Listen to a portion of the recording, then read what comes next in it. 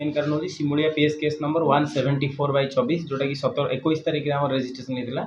murder आउ disappearance of evidence 302 और 201 IPC केसटा registration होता जमीक आप जानते हैं ममता मल्लिक बोली जड़े झील सी रिपोर्ट करते कि शाशुघर हूँ जोरागड़िया कुपारी खैरा थाना से रिपोर्ट करते कि घरे भाई भाई बापा माँ को रेगुलाली बाड़िया बाड़ी करती जमी आउ पैसा डिस्प्यूट को लेकिन से डिस्प्यूट्रे बाड़ाबाड़ी कलापर सी खबर पाई कि 21 तारीख दिन कि घर से दुर्गंध आसूँ पड़ोसा लोक मैंने फोन करते फल कि सी आसिक निज घर चेक कला बेलू घरटा बाहर पटू ताला दिखाई दुर्गंध आसूला तेणु से अनुसार से रिपोर्ट करते थाना सस्पिशन कर माँ बापा दुई जन को भाई आइदर मारिकी कि कई जने आउ जड़े बाहर लोक आसी मारिकी पोती देकी पलैई से अनुसार रिपोर्ट सिमुलिया 174/24 केस रजिस्ट्रेशन होता केस रजिस्ट्रेशन पर आमर एग्जीक्यूटिव मजिस्ट्रेट और पुलिस गाँ लोकों सहायतार घर भितर को जाई बैकयार्ड्रे देखी कि बैकयार्ड्रे किसी मैंने माटी डिस्प्लेसमेंट हबार साइन थिला जहाँफल कि सस्पिशन सत लगी किए ना कि पोतिक रखाई तापर आम जेसीबी यूज कर जी कंप्लेनेंट जी ममता मल्लिक बापा प्रभाकर बेहरा आम पाई डेड बॉडी पाई एवं आहरी काले किसी डेड बॉडी थी बोली कहीकि परदिन 22 तारीख भी आम जेसीबी लगे एग्जीक्यूटिव मजिस्ट्रेट प्रेजेंस रे घर सर्च कराई मैंने खोलाखोली करके कौन डेड बॉडी मिल ना इंटरेस्टिंगली 24 तारीख दिन सी आमर से जो डिसीज जी वाइफ जी हे सी फेरी आसते घर पाखक आम खबर पाई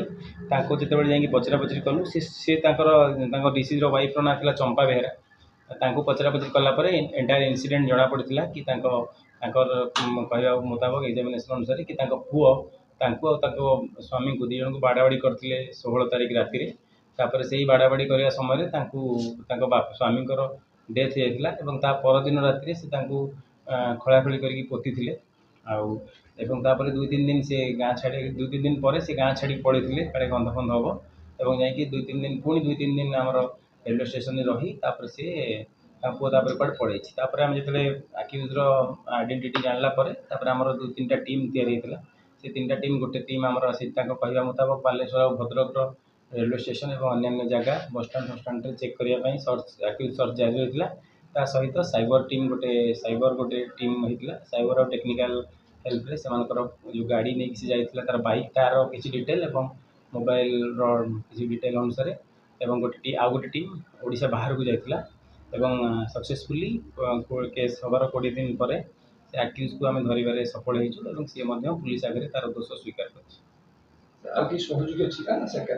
नहीं से ओडिशा बाहर धर आज किसी अच्छी नहीं कि घटनास्थल को जावा आम एविडेंस जहाँ जहाँ आगे जबत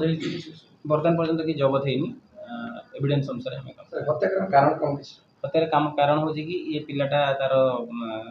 जेहेतु ये बापा किसी ऑब्जेक्शन करती गोटे गोटे मद दुकान में खोजाखोजी करती कौन खराब लगी मद दुकान कहीं पचार से आसिक झगड़ा कर झगड़ा करने समय पुणी सी